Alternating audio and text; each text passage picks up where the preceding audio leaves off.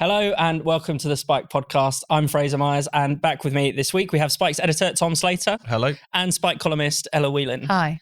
Coming up on today's show, we'll be talking about the cost of living, big tech versus Andrew Tate, the madness of Emily Maitlis, and we'll be asking who exactly is Alexander Dugin.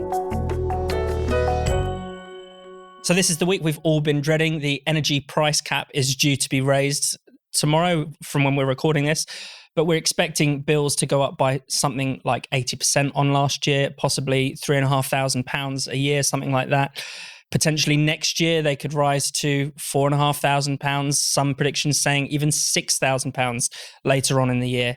Inflation is around 10%. We're expecting inflation to reach 18% early next year. I mean, Tom, this is a serious, serious crisis now. It is. It feels like, we're recording this the day before the announcement, and it does feel a bit like the calm before the storm. So I don't think many people in politics have fully grappled with the scale of what's coming down the track. Yeah. It's going to not only be a huge blow to people's living standards, there's estimates it's going to push like half of households into fuel poverty. I mean, this stuff is completely unprecedented. And yet there's not necessarily a kind of full appreciation of how severe that's going to be and also how long it's going to go on for. Yeah. I mean, there was always this kind of assumption this was kind of transitory. I mean, we were told the inflation originally was transitory, and that has obviously not turned out to be the case.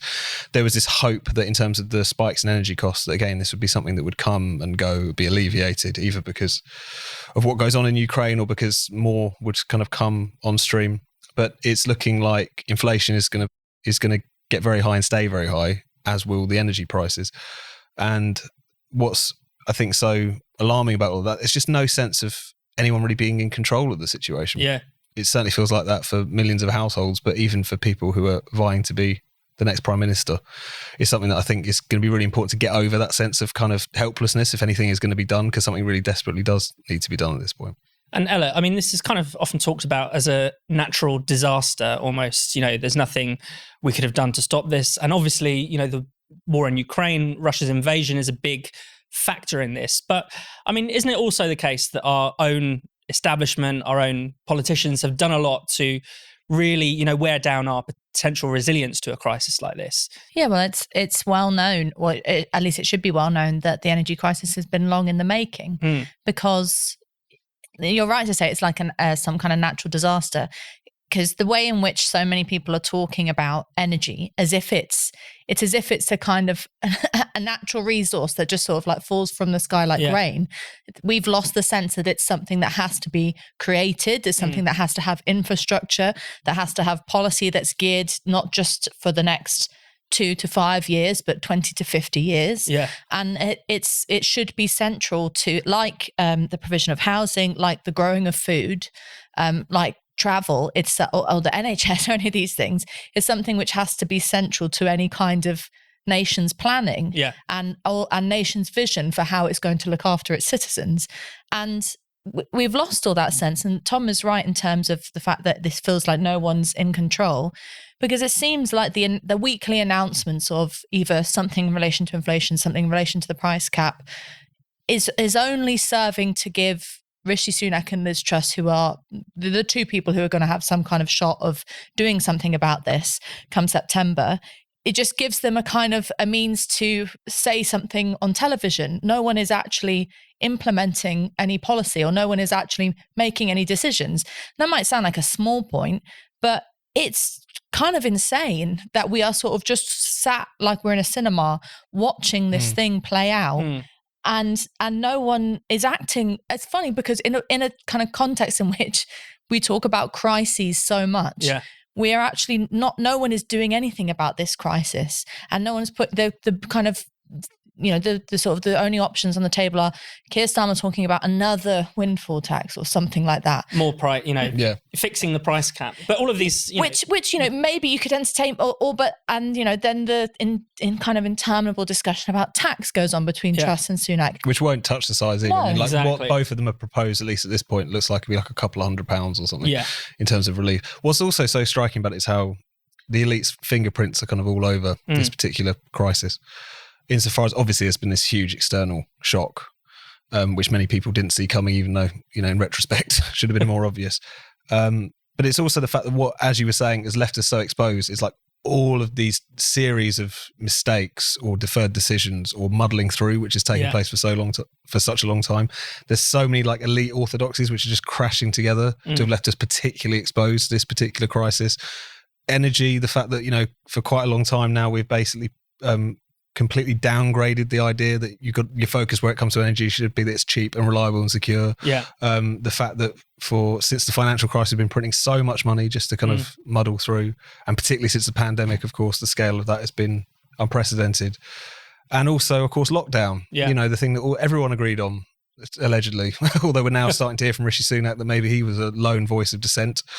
And it's all just coming home to roost. And that's one of the things that I think makes it difficult for the political class to actually grasp this and take it seriously, is because whether you're talking about all of those orthodoxies or at least some of them, they are quite attached to them. And you see things like saying, well, even if you freeze the energy price, then that's not good because it will disincentivize people from using less energy, not just for this winter, which is probably going to have to happen, but in general, because we need to get to net zero. So even now, they can't break out of this way of thinking. It's crazy. Or it's build more wind farms, build more solar panels. Why aren't we insulating houses? There's some, doesn't seem to be a recognition. Even something like fracking, like we've got tons of gas under our feet. We don't want to do it for environmental reasons or whatever. Well, someone else has got to extract that gas and we've got to pay through the nose for it. No one seems to have remembered the one positive thing, the only positive thing about the pandemic was that there was, particularly around the vaccines and things like that, there was this kind of spirit within politics that if you have a real crisis, you can get the wheels turning quick enough and you can find the solution. And I'm not trying to compare the infrastructure needed for fracking with the infrastructure needed for a vaccine rollout, but all that sense of kind of urgency and actually the kind of excitement around new technology. Also, whatever it lost. takes, you know, they were prepared to take some very drastic measures in response to COVID. Some of them were mistakes. But none of that is happening in relation to this particular crisis. But it's also the case that you still have this sort of, as Tom says, you still have this narrative. I've seen so many political commentators in particular, not just the George Monbiot's, but kind of softer versions, who have said, I know things are bad right now, but we shouldn't let this current moment affect our long-term plans for net zero, things like that. And you've got, there's this kind of ridiculous blindness from people who use that narrative about what it's like to live in Britain. I mean, every year there is a discussion about people dying of the cold every year. Heating and eating, making that choice. We forget, we have these droughts in the summer and we freak out about global warming, all that kind of stuff. And everyone forgets that it gets really cold in the UK in winter, and certainly in some places. And that we already know that housing stock is, for lots of parts of the country, kind of poor at best. People have to have the heating on in order to not, genuinely in some cases freeze to death. And there has been that, still the kind of discussion coming out from some central green campaigners and politicians is put on a jumper. And it's just the inhumanity of it, actually, the nastiness of it. And in the world in which so many people talk about how nice they want to be to the poor and how much they care about food banks, this is such a blind spot. And it's the crocodile tears that wind you up the most, whether it's George Monbiot or anyone else. I saw a lot of people on the left kind of reacting very viscerally to that quote from Macron earlier this week, saying the age of abundance is over. Quite rightly saying, where was this age of abundance for many people and all the rest of it? I don't remember it. Exactly. But at the same time, these are the people. I mean, this is George Monbiot. So, ours is a politics of austerity, not abundance. I think I'm right in saying this is a person who wrote an article before the post, the 2008 recession, bring on the recession. Because we all got enough money anyway. Exactly, everything's great and all the rest of it. So that really downbeat, anti-human, eco-austerity, if we can't shake that now, then we've got no chance. I think the problem is it's not just the George Monbiots of this world who are still espousing that. The problem is it's also so many sections of our elite, even so many sections of the Tory party. And if it's not this crisis that gets us over that, as well as all these other failed orthodoxies, I don't know what will, but we've just got to put that, whatever happens, it's going to be a rough few months, a rough few years, but it's got to be the short-termism, the eco-orthodoxy, the sense in which so many economic decisions should be taken out of people's hands and squirreled away with these intellectual giants in the Bank of England who have served us so well in recent years. All of that's got to stop because this crisis is going to be bad enough for people, but what's at the very least you hope that people are going to learn from it as well. So Andrew Tate, the most talked about man on the internet, has now essentially been unpersoned from the internet, banned from YouTube, Facebook, Instagram, TikTok. He was banned from Twitter a long time ago. Ella, what do you make? First of all, what do you make of Andrew Tate? Nice young man, eligible bachelor. I keep thinking poor old Julian Blanc. Do you remember Julian Blanc? He was the last Hate figure. Yeah, well, he was kind of like the original, superseded by Andrew Tate. I mean, was he banned from the UK, Julian? He was, so he still has like that badge of honour. Like visiting fascist or something. It's quite funny. I mean, you know, you have to laugh, otherwise you'd cry, because the things that Andrew Tate comes out with is utterly ridiculous. I mean, it's the most extreme kind of woman hatred, parodies of the kind of stuff that you might see on Family Guy or something. You know, it's like that women, only exist as empty vessels to learn how to make coffee and stuff. It's like no one thinks those things anymore. And people have really freaked out about the fact that he has millions of followers on, or he did before they got taken away, have millions of followers on social media. And he had this kind of academy and all these young men were supposedly really interested in him. Hustlers University, it's called his program. Yeah. I mean, it gives the game. It says I'm an alumnus of Hustlers University. But the thing with all these things is there's an interesting discussion to be had about, and we've had it before on this podcast, things like inceldom and that kind of trend. The manosphere. The manosphere. Of which he's the pickup artist / whatever this guy is. Yeah. This sort of kind of a part of swirling world of online men's rights activism, a bit of this, a bit of that, and it's not really quantifiable, and it's sort of weird, and no one really knows what's going on then. But there's some kind of social trend happening there that's it's interesting in a way in which I want to understand it. There's nothing positive about it, but the idea that he is some kind of lord of the losers and is kind of building a kind of social movement against women is bizarre, because I imagine most people are just watching it to get off on the outrage as well. And he talks quite openly about this, doesn't he? Which is that if I say something crazy like X, some sort of horrendous, balmy thing, then people will make videos about my video and then they'll respond. They're going to have a meltdown and then suddenly, you go viral. He's basically just monetized outrage. And there's a lot of the internet which is like that. People watching stuff, whether it's Alex Jones, conspiracy theories, whatever, who aren't sitting there thinking, this is the God's honest truth, or I completely believe in this, but because it's outrageous, and outrage goes around the internet like wildfire and all the rest of it. And you think, so for people to start to talk about this as if it's like a kind of radicalization threat is pretty ridiculous. But it's just, but the thing I have to keep reminding myself, because this is such a ridiculous individual, is the censorship bit. Yeah. The speed with which he was just deplatformed from all of the main sources of his influence. The fact it seems what you now have is like a handful of little monitoring groups, NGOs, whatever, putting a call to whether it, any of these platforms, and then very quickly, almost in concert, they all remove his privileges, is really, really alarming. And just because of the fact that what this guy says is bollocks, and it's all a bit creepy, that doesn't mean that shouldn't alarm us. And I think that's one thing that, in cases like this is almost more important to point out when they're saying the kind of shit that he's been saying. Well, yeah, because, free speech is always about defending the difficult cases, isn't it? We wouldn't need to defend the free speech of someone who says you should be nice to women.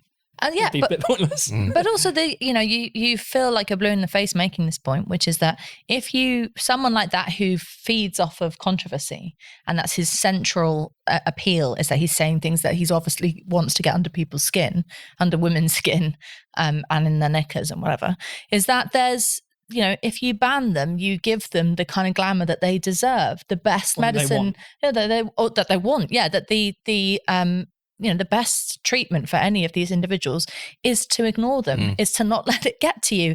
And there's a serious point to this, which is that there is, in relation to kind of serious discussions about women's freedom, whether it be abortion rights, whether it be childcare, whether it be remaining sexism in society, if you want to have those discussions and convince people that there is something to be said there and a fight to be won with both men and women, the narrative of saying to young men, oh, you can't hear anything like that's oppositional to that, or you yourself will become this horrendous, slightly rapey, because there are accusations around Andrew Tate, horrible misogynist, is going to affect the way in which they engage in those other more serious conversations. Yeah. And especially that it's happening in schools, where apparently schools are being told to kind of ask their students and monitor whether they're engaging with Andrew Tate. Yeah. The one thing you don't do with a teenager, if you don't want corner to look at something is to say, it's tell them about it. Yeah. So just stop talking about this guy, and like a cartoon figure, you know, some kind of mythical figure, he will disappear if he doesn't get the attention. He probably would have come and gone. This is how kind of internet flavors. Who remembers Julian Blank? Nobody does. The Brexit vote in 2016 changed the course of this country forever, and it was part of a wave of populist revolts around the world, as voters became increasingly dissatisfied with the status quo. One of the deeper causes of this populist wave has been the rise of globalisation. Supranational organisations like the EU have long been causing tensions with national sovereignty and democracy. And the history of globalisation is just one of the things I've been learning about using Wondrium. Recently, I've been watching the brilliant Wondrium series, International Economic Institutions, Globalism versus Nationalism. It's fascinating to learn about the history of the World Bank, the IMF, and the World Trade Organization, and how these institutions have shaped the world we live in today. Wondrium lets us learn anything we're curious about, from history and science to language and travel to learning to cook or bake. And with Wondrium, you'll have access to thousands of hours of content covering any topic you can imagine. This includes audio and video courses, documentaries, tutorials, and much more. All of this is presented by top professors and experts, but there's none of the pressure of homework or grades. If you want to unlock this world of knowledge for yourself, then sign up for Wondrium today and take advantage of this great offer. Wondrium is offering Spiked viewers and listeners a free month of unlimited access. So to get this offer, you just have to visit our special URL, wondrium.com/spiked. Again, that's wondrium.com/spiked. That's wondrium.com/spiked. Let's talk about Emily Maitlis, who gave the annual McTaggart lecture at the Edinburgh TV Festival this week. It's always good because they always say something absurd. Yeah. So, you know, the last couple of years we had Channel 4's Dorothy Byrne saying that journalists are too nice about the government and things like that, and we should call Boris a liar. I think she was saying that, Boris is a known liar and he's straight out of the Putin playbook, all that kind of stuff. He uses the media in the same way that Putin does. We had Armando Iannucci a few years ago. All the usual suspects. We had David Olusoga a couple of years ago, I think in the year of Black Lives Matter, saying the TV industry is systemically racist. So we're used to we know the lecture is going to be nonsense, whoever gives it, basically. And Emily Maitlis, her point was essentially that the BBC is biased because it's too kind to the Tory government. It's scared of them. It's given far too much airtime to pro-Brexit voices, given a kind of false equivalence between Remain, Leave arguments. I mean, Tom, what have you made of it? So funny. I mean, like the idea that finally someone had to say that the BBC is this pro-Brexit, pro-Boris organisation, as if Jacob Rees-Mogg was hosting Strictly Come Dancing and Patrick Minford had his own chat show. It's demented. It really, really is. But this is a kind of critique of the media and critique of the BBC specifically, I should say, which has been curdling on Remain and Media for a while, which is this idea that ultimately we're interested in the truth. So if you've got a debate about Brexit and you put one pro-Brexit economist against an anti-Brexit economist, that's creating false equivalence because all the clever people know that Brexit is bullshit. And so therefore, what they're essentially arguing for, and I think it's quite interesting, is any attempt at impartiality is itself a form of bias. Yeah. This is kind of weird through the looking glass way of thinking about that particular issue, and it was fascinating as well, just seeing how easily she sort of shifted from basically just giving vent to all the usual sort of Ramona prejudices about we live in this sort of banana republic now, and all of our democratic norms have been shredded, and then the next minute talking about how the media needs to basically propagandize against the government, and if it's not, then it's failing in its duty. The idea that if anyone's changed over the course of the past 6 years, it's not necessarily the people running politics necessarily, although Brexit has done some weird and wonderful things to our political class. It's the way in which sections of the kind of the media elite and other sections of the political class as well have responded to it. They've jettisoned all their principles. They've gone a bit mad. And this speech is probably the latest example of that, really. I'm always fascinated by this phrase, democratic norms, because whenever someone raises it, what they're going to say after that is going to be hideously anti-democratic. That they're about to big up the judiciary, or as Emily Maitlis did, or the civil service, the ethics advisors, these independent, unelected people. I can't remember the exact formulation, but it was so fun. It was like they're going after the civil service, they're going after the ethics advisors, and they're claiming nonsense authority like the will of the people. So it just shows you what democratic means to them. It's all the non-democratic bits of the setup that they like. Exactly. And in one of the more unguarded moments, she compared the government's admitting that it will probably break international law around the Northern Ireland Protocol. She essentially compared this to murder. She's another spicy moment. She's just gone off the boil, hasn't she? It's also the case that, Emily Maitlis is trying to make this point in an extremely awkward and ham-fisted kind of way supposedly about the importance of impartiality, outing herself as so far on one side of the fence on the issue of Brexit, having Such a surprise as well. Yeah, I mean, who knew? She never gave it away. But the important point was Emily Maitlis held a huge amount of political power, and that is undeniable. Newsnight set the political agenda almost every night. It's the kind of thing that we know that all the spads watch it. We know that the politicians get told what happened on Newsnight.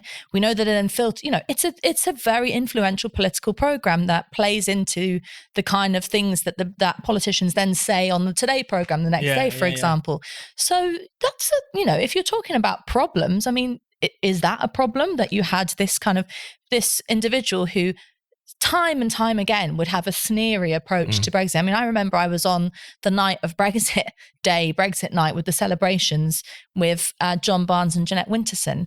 And it was like the three of them were in kind of mourning garb, and it was like a funeral. I was trying to be jolly. And this every question was about how is this what you really, if you wanted.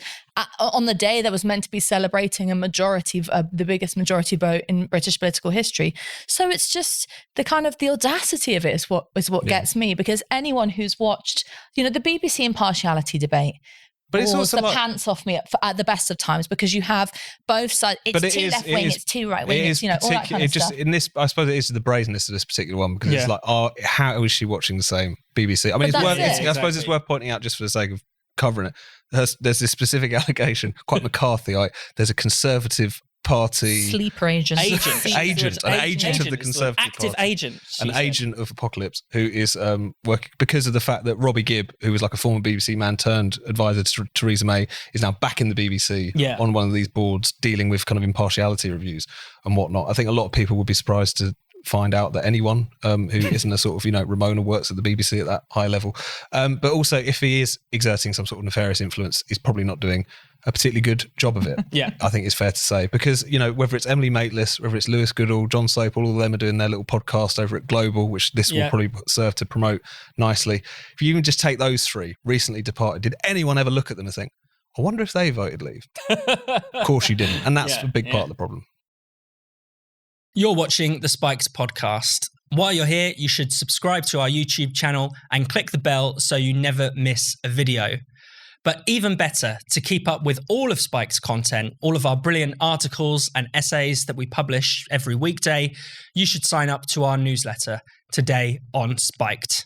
Every weekday, you'll get a roundup of all of Spike's content, plus some exclusive commentary.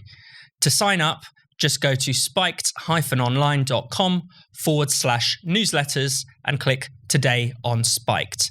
That's spiked-online.com/newsletters and Today on Spiked. Now, back to the Spiked podcast. So at the weekend, the assassination of Daria Dugina, the daughter of philosopher Alexander Dugin, hit the international headlines. Alexander Dugin is an incredibly mysterious figure. He's sometimes referred to as Putin's brain or Putin's Rasputin in the press, even though there isn't really any official connection to the Kremlin. I'm delighted to discuss this with Benjamin Teitelbaum, who's the author of the brilliant book, The War for Eternity. He's also written a fantastic piece for us on Spike this week. And he's one of the few people who's actually met Alexander Dugin, and so can really, give us an insight into what he's about.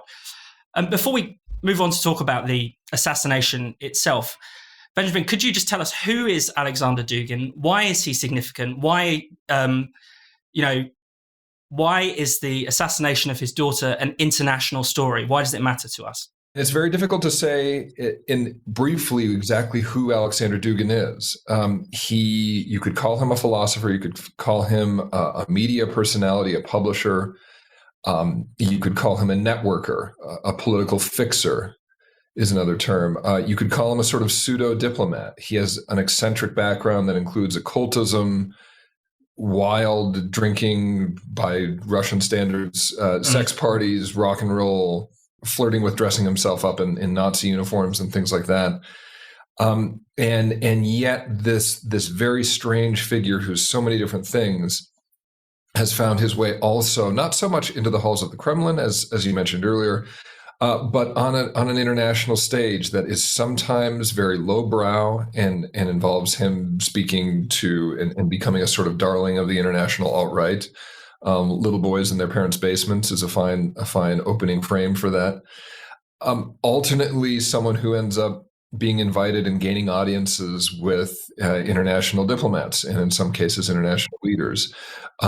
So how did he get all that? The other thing that it would be important to mention just in an opening presentation of him is that he's an ideologue who's tried to develop a philosophical justification for Russian expansionism, something that goes beyond merely saying that, okay, the Russian state, the bureaucracy, has a right to assert itself in places that it can. Instead, he sees that Russia has a role to play in a grand history, a fight between liberalism and tradition, between individualism and collectivism, between secularism and the sacred, and that Russia was destined to fulfill the latter role in all those cases. So yes, he advocates Russian expansionism. He wants to see Russia assert itself where it can, but he thinks that this has a sort of eschatological function for it, and it's that area where he's been compelling as a thinker as well. And how does that fit into the war in Ukraine? Because that seems to have also,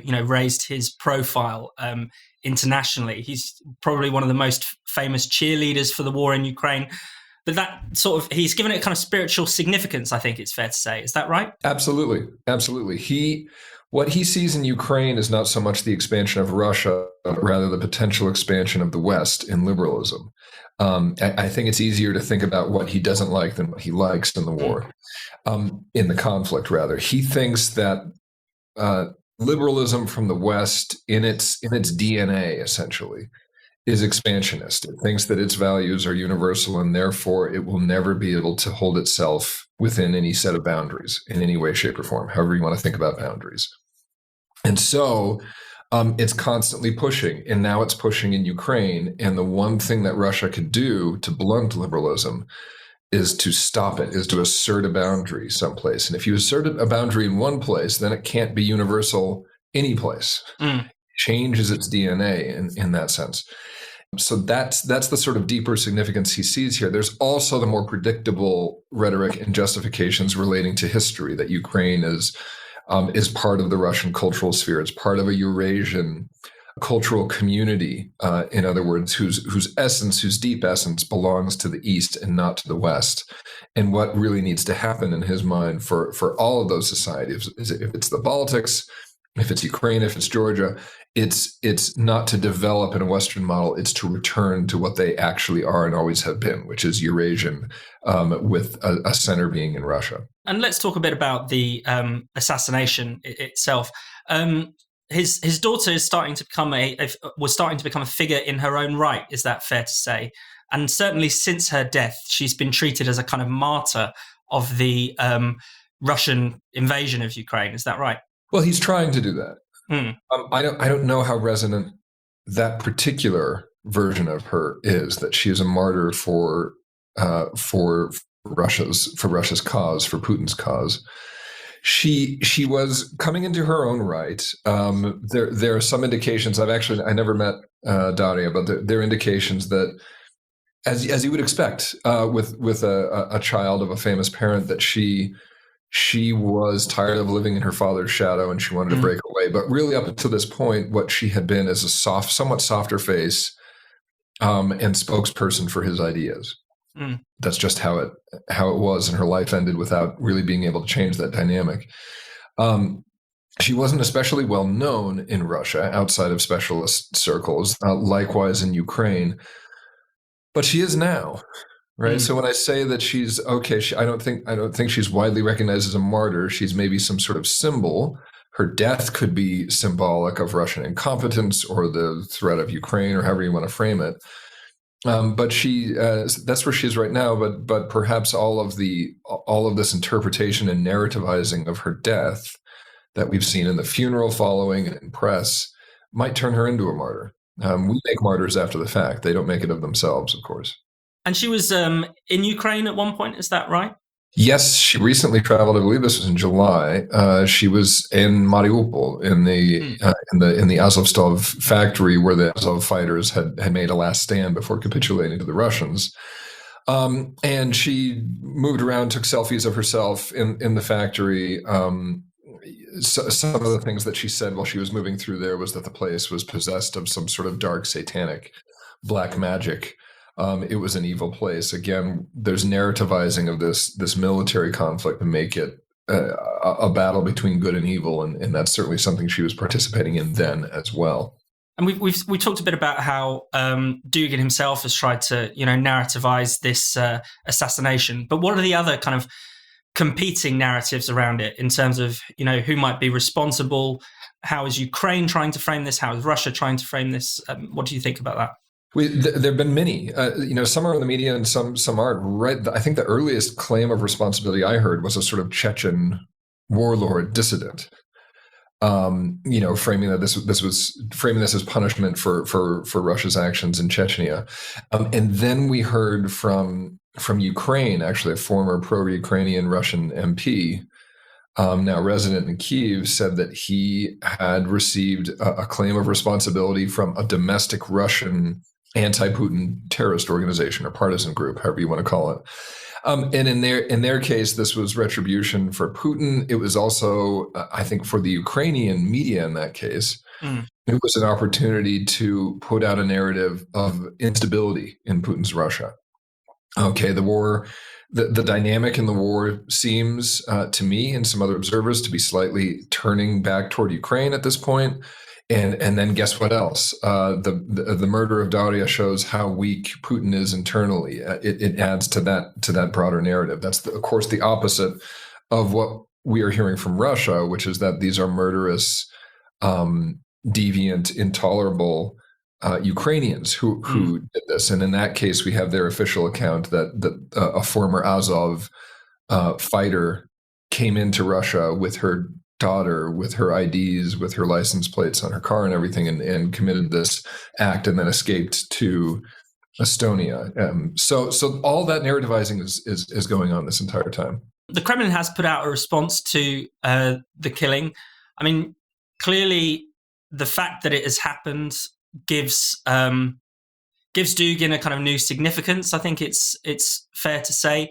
But what do we really know about his connections to the Kremlin? We know more than what a lot of journalists have been reporting these past days, if I may speak frankly. So in the past, some of Dugin's texts have been read by a generation of military leaders. We know that some of his rhetoric, if we were to follow British journalist Charles Clover, that some of his rhetoric has been adopted by Kremlin mouthpieces. The Kremlin uses him, amplifies him at times when it is, facing a conflict with the West. But beyond that, because all that you could hear by a more informed voice. We also have U.S. intelligence reports that Dugin was sent as a sort of pseudo-diplomatic emissary of the Russian state to Turkey in particular. And that's just one report. I think we could assume that this has happened other times since then. That was in 2004. In 2015, if we are to believe the words of the former head of military intelligence in Turkey, Dugin played a role in back-channeling between the Kremlin and the governments of Syria and Turkey. And what he did in that instance was enable a potential diffusion of tension between those three states following Turkey's shooting down of a Russian fighter jet in 2015 when everything was exploding around Assad. It's those types of actions that we get small windows into. They coexist with a bunch of failures and a bunch of foolish, goofy-looking behaviors on Dugin's part.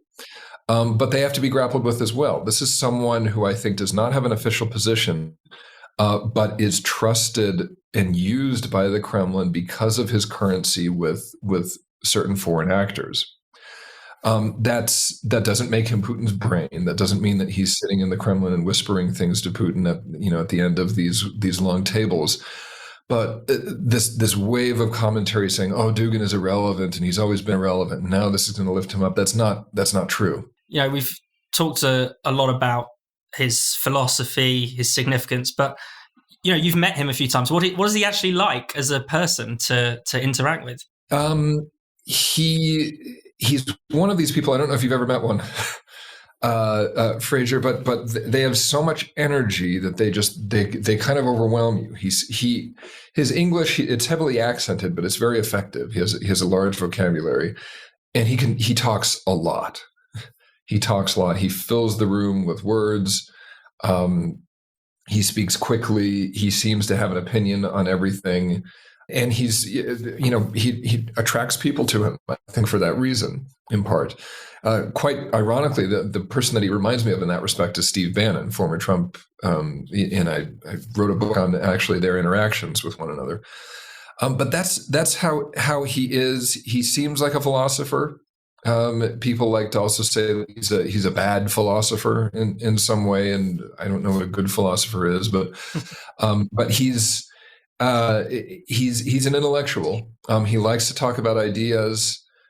He's not aggressive. He's not disagreeable in person by any means, but he is radical. He is absolutely right. You come away from him thinking that, okay, this is a person with a more polished, less threatening exterior, but his ideas, I always thought, struck me as more radical than if I was sitting down talking to some young neo-Nazi or someone, who in their outward presentation was supposed to be threatening and radical.